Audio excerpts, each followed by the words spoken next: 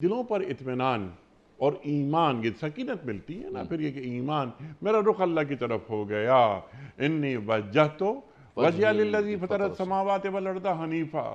तो अल्लाह ताला हर एक के दिलों पर तो ईमान सब नहीं करता ना, उसके लिए उसका अहल बनना पड़ता है।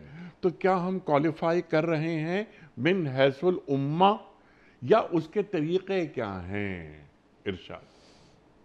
देखिए अनीक साहब, बात यह है कि मोमिन मुसलमान तो हम सब हैं जिनका इकरारुम बिल लिसान और तस्दीकुम बिल क़ल्ब हो गया।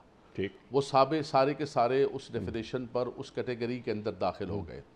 फिर उसके बाद दराजात हैं। ठीक, जिस तरह नबियों के दराजात हैं, सहाबाए किराम की जमात के बाहमी दराजात हैं, ठीक, इसी तरह फरमाया कि ईमान वालों के दराजात हैं। ईमान वालों के अंदर फिर अल्लाह के जो प्यारे बंदे हैं, मकबूल बंदे हैं, अगवास हैं, अख्ताब हैं, फिर करते करते करते जो सबसे बड़ी जमात है जिसका जिक्र कुरान के अंदर रब तबारक व तआला खुद फरमा रहा है, वो सहाबाए किराम की जमात है।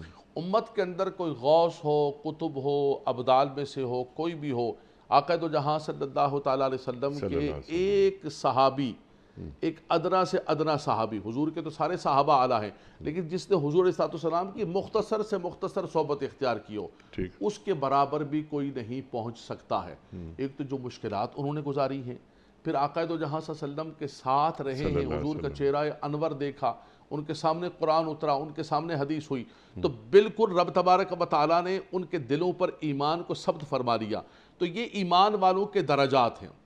यरफ़इल्लाहुल्लज़ीना आमनु मिनकुम वल्लज़ीना ऊतुल इल्म दराजात, इल्म वालों के भी दराजात हैं। तिलकर रसूल फ़द्दलना बादहुम अला बाद, नबियों के भी दराजात हैं, ईमान वालों के भी दराजात हैं। उसमें आला तरीन दर्जा जो है वो सहाबाए किराम की जमात का है। ठीक है, हमसे क्या मतलूब है? हमसे मतलूब ये है कि हम उनके नक्शे कदम पर चलें। ठीक है, और क्या हम इस मकाम तक पहुंचने की कोशिश करें? 100%